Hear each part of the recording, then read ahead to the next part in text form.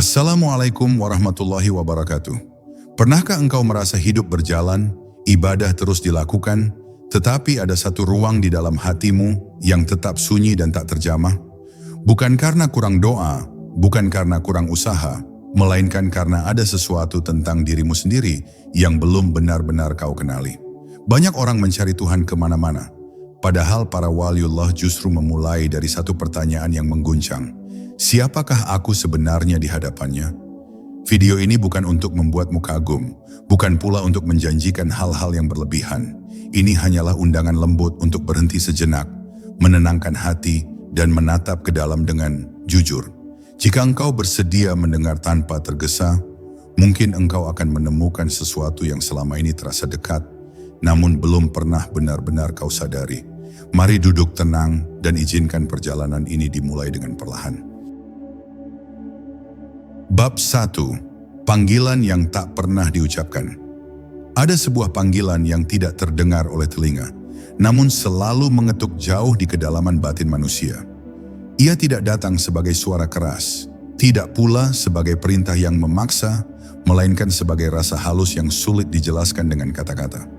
Sejak awal kehidupan, panggilan itu telah ada, namun tertimbun oleh kesibukan dunia, oleh ambisi, ketakutan, luka dan keinginan yang silih berganti. Banyak manusia merasa hidupnya penuh, padahal jiwanya kosong, sebab ia lupa mendengarkan panggilan yang paling awal, panggilan untuk mengenal dirinya sendiri sebelum mengenal apapun di luar dirinya. Para waliullah memahami bahwa perjalanan menuju Allah bukanlah perjalanan jarak, melainkan perjalanan kesadaran. Mereka tidak mencari Tuhan di tempat yang jauh, tidak pula membayangkannya sebagai sesuatu yang harus dikejar dengan langkah tergesa. Mereka tahu, selama seseorang belum mengenal hakikat dirinya, ia hanya akan berbicara tentang Tuhan dengan lisan dan pikiran, bukan dengan kehadiran hati. Maka para wali memulai dari satu titik yang paling sunyi, menatap ke dalam diri dengan jujur, tanpa topeng, tanpa pembelaan, tanpa keinginan untuk terlihat baik di hadapan siapapun selain Allah. Disinilah kebijaksanaan marifat mulai berbisik lembut, bahwa dirimu yang sejati bukanlah apa yang selama ini kau banggakan, dan bukan pula apa yang kau keluhkan. Dirimu yang sejati tidak lahir dari pujian dan tidak hancur oleh celaan. Ia ada sebelum engkau mengenal dunia, dan akan tetap ada ketika dunia perlahan dilepaskan.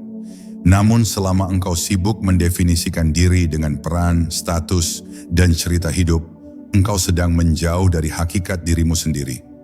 Para wali menyebut keadaan ini sebagai tertidur dalam kesadaran, hidup namun belum benar-benar hadir. Ketika seseorang mulai mengenal dirinya, bukan kehebatan yang ia temukan, melainkan kefakiran yang dalam. Ia menyadari betapa rapuhnya ia tanpa rahmat Allah, betapa tidak berdayanya ia tanpa penjagaannya. Kesadaran ini bukan melemahkan, justru menguatkan, karena di sanalah tauhid mulai hidup. Bukan tauhid yang hanya diucapkan, tetapi tauhid yang dirasakan dalam setiap napas, bahwa tidak ada daya, tidak ada gerak, tidak ada kehidupan, kecuali semuanya bersumber darinya. Inilah awal perjumpaan yang sejati antara hamba dan Tuhannya. Maka jika hari ini hatimu terasa gelisah, tanpa sebab yang jelas, jika ada rasa rindu yang tak menemukan nama, jangan buru-buru mengusirnya. Bisa jadi itulah panggilan yang selama ini kau abaikan, panggilan yang tidak pernah diucapkan dengan kata, namun selalu setia menunggumu. Panggilan untuk pulang ke dalam dirimu sendiri, karena di sanalah, menurut ilmu para waliullah, tabir pertama akan tersingkap, dan dari sanalah pengenalan kepada Tuhan mulai bersemi dengan cara yang lembut, sunyi, namun mengguncang seluruh jiwamu. Bab 2. Diri yang kau kira dirimu, bukanlah dirimu. Sejak engkau mampu mengingat, dunia perlahan membentuk gambaran tentang siapa dirimu. Namamu dipanggil, peranmu ditetapkan, harapan dilekatkan, dan penilaian mulai menempel satu demi satu. Tanpa sadar, engkau menerima semuanya sebagai identitas. Engkau percaya bahwa dirimu adalah apa yang orang katakan, apa yang kau capai, apa yang gagal kau raih, dan apa yang kau rasakan hari ini. Padahal para waliullah memahami satu kebenaran halus. Apapun yang bisa berubah, bukanlah dirimu yang sejati, karena yang sejati tidak lahir, tidak menua, dan tidak lenyap oleh keadaan. Dalam perjalanan makrifat, seseorang akan dihadapkan pada kesadaran yang mengguncang namun membebaskan bahwa dirinya selama ini hanyalah kumpulan peran dan cerita. Pikiran yang berisik, emosi yang naik turun, keinginan yang silih berganti, semua itu datang dan pergi. Jika semuanya bisa datang dan pergi, lalu siapakah yang menyaksikannya? Disitulah pertanyaan para wali bermula. Mereka tidak sibuk memperbaiki permukaan, tetapi menelusuri siapa yang sebenarnya sedang hidup di balik semua pengalaman itu. Dan ketika pertanyaan ini direnungi dengan kejujuran, tabir pertama mulai terasa menipis. Banyak orang takut mengenal dirinya lebih dalam karena khawatir menemukan kegelapan, luka, dan kelemahan. Namun para waliullah tidak lari dari semua itu. Mereka duduk bersama ketidaksempurnaan mereka, memandangnya tanpa penolakan. Sebab mengenal diri bukan berarti menghakimi diri, melainkan menyaksikan dengan jujur. Ketika engkau berani melihat dirimu apa adanya, tanpa ingin terlihat suci, disitulah cahaya perlahan masuk. Cahaya tidak datang untuk memuji, tetapi untuk menerangi. Dan apa yang diterangi, meski awalnya terasa menyakitkan, justru mulai disembuhkan. Makrifat mengajarkan bahwa diri yang sejati tidak pernah terluka oleh dunia, karena ia tidak bergantung pada dunia. Yang terluka adalah ego, yang haus pengakuan dan takut kehilangan. Ketika seseorang mulai membedakan antara dirinya yang sejati dan egonya, ia mulai merasakan kelegaan yang sulit dijelaskan. Ia tidak lagi bereaksi berlebihan, tidak lagi larut dalam pujian, dan tidak hancur oleh celaan. Ini bukan karena ia menjadi dingin, tetapi karena ia mulai berpijak pada sesuatu yang lebih dalam dan lebih tenang. Para wali menyebut keadaan ini sebagai awal kehadiran, ketika jiwa mulai pulang ke rumahnya. Di titik inilah seseorang mulai memahami mengapa mengenal diri adalah pintu mengenal Tuhan. Karena ketika identitas palsu mulai luruh, yang tersisa hanyalah kefakiran murni. Tidak ada lagi klaim, tidak ada lagi kebanggaan. Hanya ada kesadaran bahwa dirinya ada karena Allah mengadakannya setiap saat. Kesadaran ini tidak membuat seseorang merasa kecil secara hina, tetapi merasa kecil dengan penuh cinta. Dan dari rasa itulah, hubungan dengan Tuhan berubah dari sekadar keyakinan menjadi keintiman. Maka jika engkau mulai meragukan siapa dirimu sebenarnya, jangan takut. Bisa jadi itu bukan kebingungan, melainkan tanda bahwa perjalanan makrifatmu sedang dimulai. Bab 3, Ego, tirai paling halus antara hamba dan Tuhan. Di antara segala penghalang yang memisahkan hamba dari Tuhannya, ego adalah yang paling halus dan paling sulit dikenali. Ia tidak selalu hadir sebagai kesombongan yang kasar atau keangkuhan yang nyata. Seringkali ia bersembunyi di balik niat baik, di balik ibadah, bahkan di balik keinginan untuk menjadi lebih dekat kepada Allah. Ego pandai menyamar, membuat seseorang merasa telah berjalan di jalan yang benar, padahal diam-diam ia sedang menempatkan dirinya di pusat segalanya. Para waliullah sangat waspada terhadap hal ini, karena mereka tahu semakin halus hijabnya, semakin berbahaya jaraknya. Ego selalu ingin diakui, meski dalam bentuk yang paling spiritual. Ia ingin dikenal sebagai orang yang paham, orang yang ikhlas, orang yang lebih dahulu sampai. Ketika ibadah mulai melahirkan perasaan lebih suci dari yang lain, disitulah ego mengambil alih tanpa disadari. Para wali tidak memusuhi ego dengan kebencian, tetapi mengenalinya dengan kesadaran. Mereka memahami bahwa ego tidak bisa dihancurkan dengan paksaan, melainkan dilunakkan dengan cahaya kehadiran Allah. Semakin seseorang jujur melihat gerak batinnya, semakin jelas terlihat siapa yang sebenarnya sedang beribadah. Dalam jalan makrifat, ada satu momen yang sangat menentukan, yaitu ketika seseorang menyadari bahwa aku adalah penghalang paling besar. Selama masih ada rasa memiliki atas amal, pengetahuan, dan kedekatan, selama itu pula jarak tetap terjaga. Tauhid sejati tidak memberi ruang bagi kepemilikan. Ia mengajarkan bahwa semua kebaikan adalah pemberian, semua kemampuan adalah titipan, dan semua cahaya adalah milik Allah semata. Kesadaran ini bukan membuat seseorang berhenti beramal, justru membuat amalnya lebih jujur dan lebih ringan karena tidak lagi dibebani oleh klaim diri. Para waliullah menempuh jalan pengosongan, bukan penumpukan. Mereka tidak sibuk menambah identitas spiritual, tetapi melepaskan satu persatu keterikatan yang halus. Mereka memahami bahwa semakin penuh hati dengan aku, semakin sempit ruang bagi kehadiran ilahi. Maka mereka belajar diam ketika ingin dipuji, belajar menunduk ketika ingin ditinggikan, dan belajar lupa pada diri ketika ingin dikenang. Semua itu bukan latihan lahiriah semata, tetapi buah dari kesadaran batin yang terus diasah dengan kejujuran. Ketika ego mulai melemah, sesuatu yang lembut namun agung mulai terasa. Hati menjadi lebih lapang, ibadah menjadi lebih sunyi, dan hubungan dengan Allah terasa lebih dekat tanpa perlu banyak kata. Tidak ada lagi keinginan untuk terlihat sampai, karena yang dirasakan hanyalah terus berjalan. Inilah tanda bahwa tirai mulai tersingkap, meski belum sepenuhnya terbuka. Maka jika engkau menemukan dalam dirimu keinginan untuk diakui atas kebaikanmu, jangan mengutuknya. Lihatlah dengan jujur, serahkan kepada Allah, dan biarkan cahayanya yang perlahan menenangkan ego, hingga yang tersisa hanyalah hamba yang hadir dengan rendah, tenang, dan penuh cinta di hadapan Tuhannya. Bab 4. Kesunyian, tempat para wali dibentuk. Kesunyian sering disalahpahami sebagai kekosongan yang menakutkan, padahal bagi para waliullah, kesunyian adalah ruang paling subur bagi tumbuhnya kesadaran. Bukan kesunyian yang sekadar tidak ada suara, melainkan kesunyian batin ketika hati tidak lagi dikuasai oleh hiruk-pikuk dunia. Di sanalah manusia berhenti bereaksi, berhenti mengejar, dan mulai mendengar. Sebab selama jiwa dipenuhi kebisingan, keinginan, dan ketakutan, suara kebenaran akan selalu tenggelam. Kesunyian bukanlah pelarian dari kehidupan, tetapi perjumpaan paling jujur dengan kehidupan itu sendiri.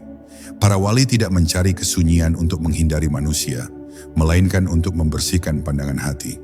Mereka memahami bahwa dunia tidak salah, yang sering keliru adalah cara kita hadir di dalamnya. Ketika seseorang terus-menerus terikat pada penilaian, perbandingan, dan dorongan untuk diakui, hatinya menjadi gaduh meski berada di tempat paling sunyi sekalipun. Sebaliknya, ketika hati telah hening, seseorang dapat berada di tengah keramaian tanpa kehilangan kedalaman. Kesunyian sejati adalah keadaan batin, bukan kondisi luar, dan inilah yang dilatih oleh para wali sepanjang perjalanan mereka.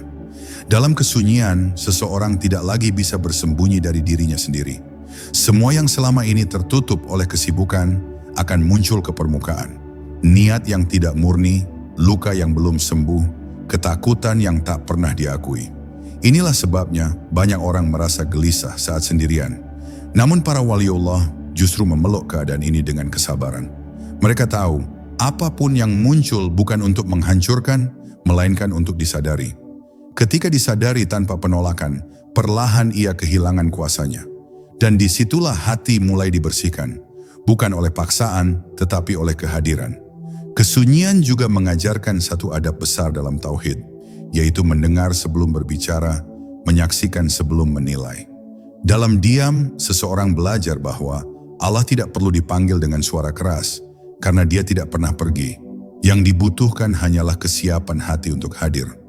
Para wali sering berlama-lama dalam diam, bukan karena mereka tidak tahu apa yang harus dikatakan, tetapi karena mereka tahu bahwa tidak semua kebenaran perlu diucapkan.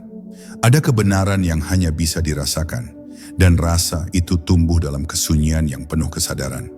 Maka jika engkau mulai merindukan waktu-waktu sendiri, bukan untuk melarikan diri, tetapi untuk menenangkan hati, jangan menganggapnya sebagai kelemahan. Bisa jadi itu tanda bahwa jiwamu sedang dipanggil untuk turun lebih dalam.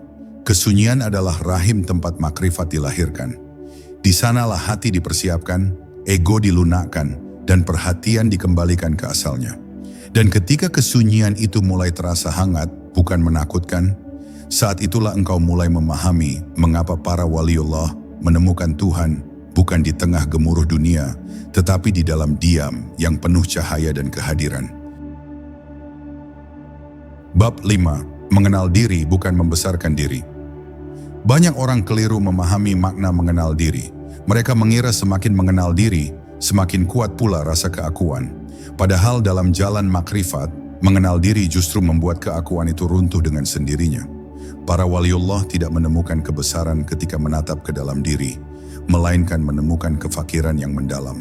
Mereka menyadari bahwa segala yang ada pada diri hanyalah pinjaman. bergerak hanya karena diizinkan, dan hidup hanya karena dikehendaki. Kesadaran ini tidak melahirkan kehinaan, tetapi melahirkan ketenangan yang lahir dari kepasrahan sejati.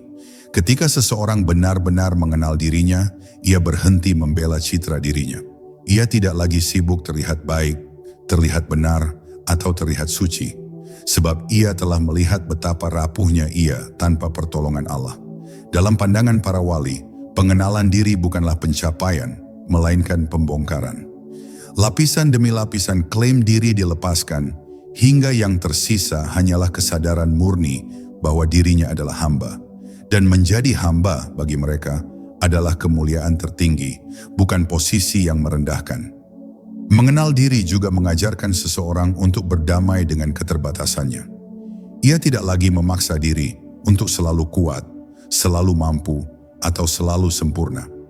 Ia memahami bahwa kelemahan bukan musuh, melainkan pintu. Melalui kelemahan, seseorang belajar bersandar. Melalui ketidakmampuan, seseorang belajar memohon. Disinilah doa tidak lagi menjadi rutinitas, tetapi menjadi napas jiwa. Para waliullah merasakan bahwa semakin mereka mengenal keterbatasan diri, semakin dekat mereka dengan keluasan rahmat Allah. Dalam keadaan ini, tauhid tidak lagi terasa sebagai konsep yang berat. Ia menjadi pengalaman hidup yang lembut dan mengalir. Setiap kejadian dilihat sebagai pergerakan kehendaknya. Setiap nikmat disyukuri tanpa rasa memiliki. Dan setiap ujian diterima tanpa pemberontakan batin. Mengenal diri membuat seseorang berhenti menuntut hidup berjalan sesuai keinginannya. Dan mulai mempercayai kebijaksanaan Allah yang bekerja di balik segala keadaan. Bahkan yang paling tidak ia pahami. Maka jika dalam perjalanan ini engkau merasa semakin sederhana, semakin tidak ingin menonjol, dan semakin berhati-hati menjaga hati, jangan khawatir bahwa engkau sedang kehilangan dirimu. Justru mungkin engkau sedang menemukannya. Karena diri yang sejati tidak berisik, tidak menuntut, dan tidak haus pengakuan. Ia hadir dengan tenang, hidup dengan syukur, dan berjalan dengan rendah hati. Dan dari keadaan inilah, menurut ilmu para waliullah, pengenalan kepada Tuhan tumbuh bukan sebagai ide, tetapi sebagai kehadiran yang nyata, lembut dan menenangkan seluruh batin. Bab 6. Tuhan yang kau pikirkan, bukan Tuhan yang sebenarnya.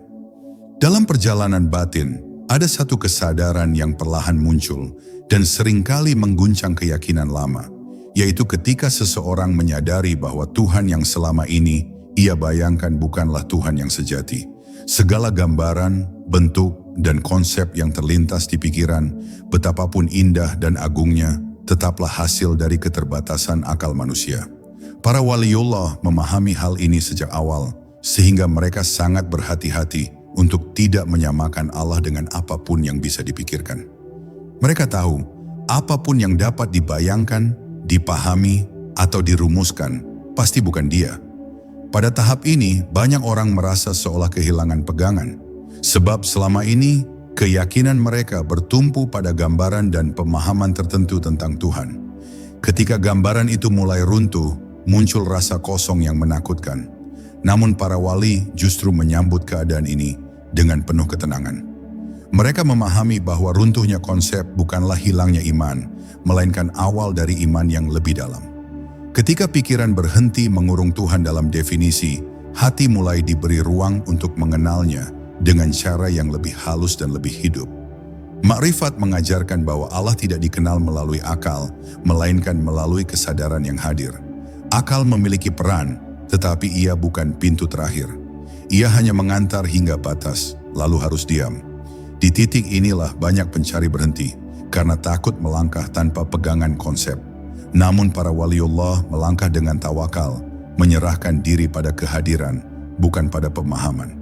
Mereka tidak sibuk bertanya siapa Tuhan, melainkan belajar hadir sepenuhnya di hadapannya, meski tanpa kata dan gambaran. Ketika seseorang berhenti memaksakan pemahaman, sesuatu yang lembut mulai dirasakan. Hubungan dengan Allah tidak lagi terasa jauh dan kaku, tetapi dekat dan intim. Bukan karena ia merasa memahami Tuhan, melainkan karena ia berhenti menuntut untuk memahami. Ia menerima bahwa Allah Maha meliputi, sementara dirinya terbatas.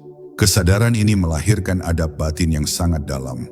Rasa taksim, rasa malu, dan rasa cinta yang tenang. Ibadah pun berubah dari kewajiban menjadi perjumpaan, dari rutinitas menjadi kehadiran.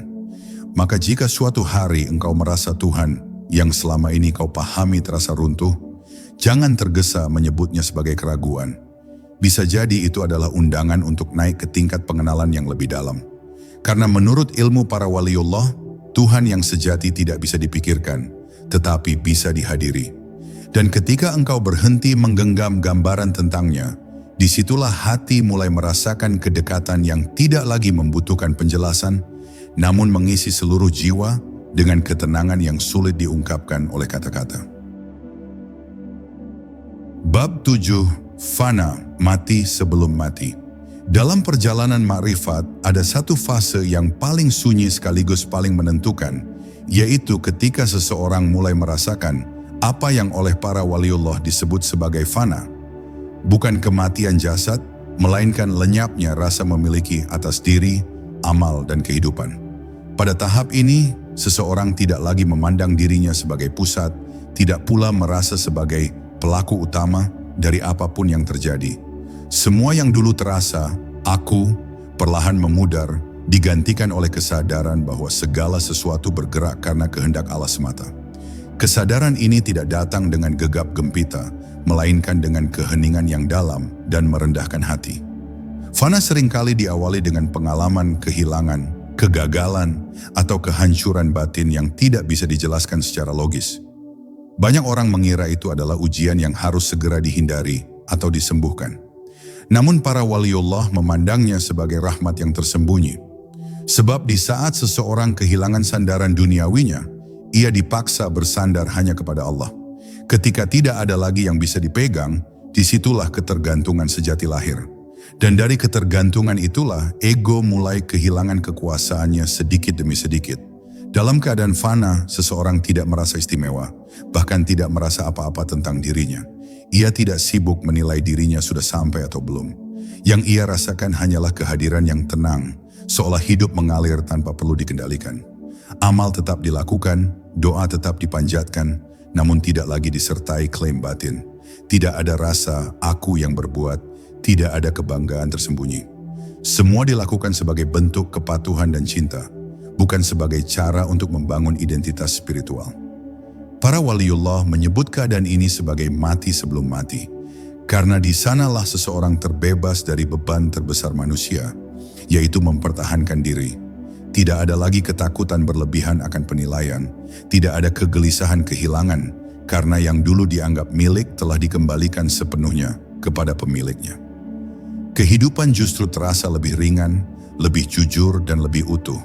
Bukan karena masalah hilang, tetapi karena pusat kehidupan telah berpindah dari ego menuju kehendak ilahi. Setelah fana, datanglah baqa, yaitu hidup kembali dengan kesadaran yang baru. Seseorang kembali berinteraksi dengan dunia, menjalani peran, dan memikul tanggung jawab, namun hatinya tidak lagi terikat. Ia hadir sepenuhnya, tetapi tidak larut. Ia mencintai, tetapi tidak menggenggam.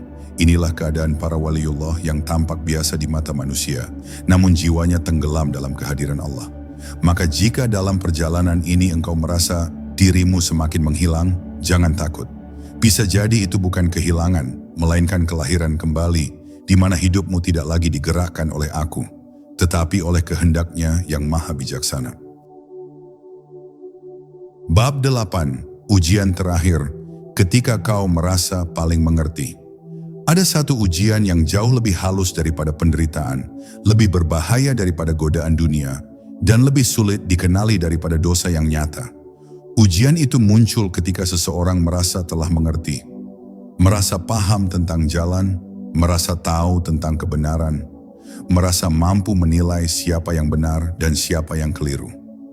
Pada titik ini, perjalanan batin bisa berhenti tanpa disadari, karena rasa cukup menyamar sebagai kedalaman. Para waliullah sangat berhati-hati terhadap keadaan ini, sebab mereka tahu ilmu yang tidak melahirkan kerendahan hati justru menjadi hijab yang paling tebal. Ketika seseorang mulai merasa paling mengerti, hatinya perlahan tertutup dari kemungkinan belajar. Ia mungkin masih mendengar, tetapi tidak lagi sungguh-sungguh menerima. Ia mungkin masih berbicara tentang Allah, tetapi tanpa disadari telah menjadikan pemahamannya sendiri sebagai pusat. Disinilah bahaya itu tersembunyi, karena ia tidak tampak sebagai kesesatan, melainkan sebagai kebenaran yang dibela. Para wali memahami bahwa kebenaran sejati tidak pernah memaksa, tidak pernah meninggikan diri, dan tidak pernah membutuhkan pembenaran ego.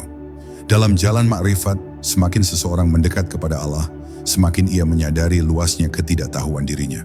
Bukan ketidaktahuan yang bodoh, tetapi ketidaktahuan yang penuh adab. Ia tahu bahwa apapun yang ia pahami hanyalah setetes dari samudera yang tidak bertepi. Kesadaran ini melunakkan hati dan menjaga jiwa tetap rendah. Para waliullah justru merasa takut ketika pujian datang kepada mereka, bukan karena mereka menolak kebaikan, tetapi karena mereka khawatir pujian itu menumbuhkan rasa memiliki atas cahaya yang bukan milik mereka. Ujian merasa paling mengerti juga sering muncul dalam bentuk keinginan untuk membenarkan diri dan menyalahkan orang lain. Hati menjadi sibuk menilai, membandingkan, dan mengukur. Padahal semakin dalam seseorang berjalan, seharusnya semakin ia sibuk menjaga batinnya sendiri. Para wali lebih takut pada kesalahan di dalam hati daripada kesalahan di hadapan manusia. Mereka tahu, satu rasa merasa lebih baik dari orang lain bisa merusak perjalanan yang telah ditempuh dengan susah payah selama bertahun-tahun. Kerendahan hati dalam ma'rifat bukanlah sikap dibuat-buat, melainkan buah dari penyaksian. Ketika seseorang benar-benar menyaksikan kebesaran Allah, tidak ada ruang lagi untuk merasa besar. Yang ada hanyalah rasa takzim dan malu yang lembut. Malu karena disadari betapa banyak nikmat yang tidak mampu dibalas, betapa banyak kesalahan yang ditutupi, dan betapa sering hamba lalai namun tetap dipelihara. Dari rasa inilah muncul sikap yang tenang, tidak menggurui, dan tidak tergesa menilai. Maka jika suatu hari engkau merasa telah memahami banyak hal tentang jalan ini, berhentilah sejenak dan pandanglah hatimu. Tanyakan dengan jujur, apakah pemahaman itu membuatmu lebih lembut atau lebih keras, lebih rendah atau lebih tinggi, lebih diam atau lebih sibuk berbicara. Karena menurut ilmu para waliullah, tanda seseorang benar-benar berjalan bukanlah seberapa banyak yang ia pahami, tetapi seberapa dalam ia merendah. Dan selama kerendahan itu masih dijaga, perjalanan belum berhenti, meski engkau merasa tak lagi tahu apa-apa. Bab 9, tanda kau mulai mengenal dirimu. Ada tanda-tanda halus yang muncul ketika seseorang mulai benar-benar mengenal dirinya. Tanda yang tidak selalu terlihat dari luar, namun terasa jelas di dalam. Salah satunya adalah berkurangnya kebutuhan untuk bereaksi. Hal-hal yang dulu mudah melukai, memancing emosi, atau mengusik harga diri, kini tidak lagi memiliki daya yang sama. Bukan karena hati menjadi keras, tetapi karena pusat kesadaran telah bergeser. Seseorang tidak lagi hidup dari ego yang mudah tersentuh, melainkan dari kedalaman batin yang lebih tenang. Para waliullah memahami bahwa ketenangan ini bukan hasil latihan emosi, melainkan buah dari pengenalan diri yang jujur. Tanda lainnya adalah hilangnya dorongan kuat untuk mengubah orang lain. Ketika seseorang belum mengenal dirinya, ia sering sibuk memperbaiki dunia, menata manusia, dan menilai perilaku sekitar. Namun ketika pengenalan diri mulai tumbuh, perhatian perlahan beralih ke dalam. Ia sadar bahwa medan paling sulit bukanlah di luar, melainkan di hati sendiri. Maka ia lebih sibuk menjaga niat, membersihkan batin, dan meluruskan arah. Bukan berarti ia menjadi acuh, tetapi kepeduliannya tidak lagi lahir dari kegelisahan, melainkan dari kejernihan dan kasih yang lebih tenang. Orang yang mulai mengenal dirinya juga menunjukkan hubungan yang berbeda dengan takdir. Ia tidak lagi memaknai kejadian hanya sebagai untung dan rugi, senang dan sedih. Ia mulai melihat setiap peristiwa sebagai cara Allah mendidik jiwanya. Ketika sesuatu berjalan sesuai keinginan, ia bersyukur tanpa merasa memiliki. Ketika sesuatu berjalan berlawanan, ia bersabar tanpa memberontak batin. Bukan karena ia tidak merasa sakit, tetapi karena ia percaya ada kebijaksanaan yang sedang bekerja di balik apa yang tidak ia pahami. Inilah bentuk kepasrahan yang hidup, bukan pasrah yang kosong. Dalam ibadah, perubahan pun terasa nyata. Seseorang yang mulai mengenal dirinya tidak lagi beribadah semata-mata karena kewajiban atau ketakutan. Ibadah perlahan berubah menjadi ruang perjumpaan. Ada rasa rindu yang sulit dijelaskan, ada keheningan yang menenangkan, ada kehadiran yang membuat hati merasa pulang. Doa tidak lagi sekadar permintaan, tetapi pengakuan dan penyerahan. Para waliullah menyebut keadaan ini sebagai ibadah yang bernapas, di mana setiap tarikan dan hembusan hidup terasa berada dalam pengawasan dan kasih Allah. Tanda paling dalam dari pengenalan diri adalah tumbuhnya kelembutan yang tidak dibuat-buat. Seseorang menjadi lebih pelan dalam menilai, lebih berhati-hati dalam berbicara, dan lebih lapang dalam memahami. Ia tidak merasa perlu membuktikan kedalaman jalannya, karena yang ia cari bukan pengakuan, melainkan kehadiran. Jika engkau merasakan perubahan-perubahan halus ini dalam dirimu, jangan tergesa mengklaim apapun. Cukup syukuri dan jaga dengan kerendahan hati. Karena menurut ilmu para waliullah, tanda seseorang mulai mengenal dirinya bukanlah merasa istimewa, melainkan semakin merasa membutuhkan Allah dalam setiap langkah kehidupannya. Bab 10. Rahasia terakhir para wali. Pada ujung perjalanan makrifat, para waliullah tidak menemukan rahasia yang rumit atau ajaran yang sulit diucapkan. Justru yang mereka temukan adalah kesederhanaan yang sangat dalam. Rahasia itu bukan tentang melihat cahaya-cahaya atau mengalami keajaiban yang luar biasa, melainkan tentang berserah sepenuhnya tanpa syarat. Mereka menyadari bahwa selama masih ada kehendak pribadi yang ingin mengatur arah hidup, selama itu pula jarak akan tetap ada. Maka mereka berhenti menuntut, berhenti mengatur, dan mulai mempercayakan segalanya kepada Allah dengan hati yang tenang. Rahasia ini membuat cara pandang terhadap kehidupan berubah secara menyeluruh. Para wali tidak lagi memisahkan antara yang dianggap spiritual dan yang dianggap duniawi. Semua menjadi ladang kehadiran, bekerja, diam, berbicara, bahkan lelah, semuanya dipandang sebagai bagian dari ibadah ketika dijalani dengan kesadaran.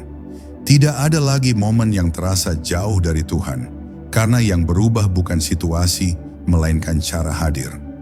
Mereka tidak sibuk mencari waktu khusus untuk dekat, sebab kedekatan itu telah menetap di dalam hati. Dalam keadaan ini, doa bukan lagi alat untuk mengubah takdir, melainkan ungkapan keintiman. Para waliullah berdoa bukan karena gelisah, tetapi karena cinta. Mereka memohon bukan untuk menguatkan kehendaknya sendiri, melainkan untuk diselaraskan dengan kehendak Allah. Ketika doa dikabulkan, mereka bersyukur. Ketika doa tidak dikabulkan, mereka tetap bersyukur, karena mereka yakin ada penjagaan yang lebih halus sedang bekerja. Inilah bentuk kepercayaan yang lahir bukan dari logika, tetapi dari pengalaman batin yang panjang. Rahasia terakhir ini juga melahirkan sikap yang sangat lembut terhadap kehidupan. Para wali tidak terburu-buru menghakimi, tidak tergesa menyimpulkan, dan tidak mudah terprovokasi. Mereka melihat manusia dengan mata kasih, bukan karena semua manusia benar, tetapi karena mereka memahami betapa rapuhnya hati manusia. Kesadaran akan kelemahan diri membuat mereka mampu memaafkan, bukan dari posisi lebih tinggi, tetapi dari posisi sesama hamba yang sama-sama bergantung pada rahmat. Pada akhirnya, para waliullah tidak meninggalkan pesan untuk menjadi seperti mereka, melainkan pesan untuk pulang kepada diri sendiri dengan jujur.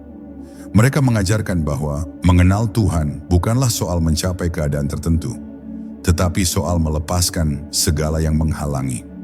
Ketika engkau berhenti menggenggam dirimu, ketika engkau berhenti menuntut jalanmu sendiri, disitulah Tuhan dikenali bukan sebagai konsep, tetapi sebagai kehadiran yang menyelimuti seluruh hidupmu. Dan saat itu terjadi, dunia tetap berjalan seperti biasa, namun hatimu telah berada di tempat yang tidak pernah benar-benar kau tinggalkan. Dekat, tenang, dan sepenuhnya berada dalam genggamannya. Sebelum kita berpisah, diamlah sejenak. Jangan langsung menutup ruang batin ini.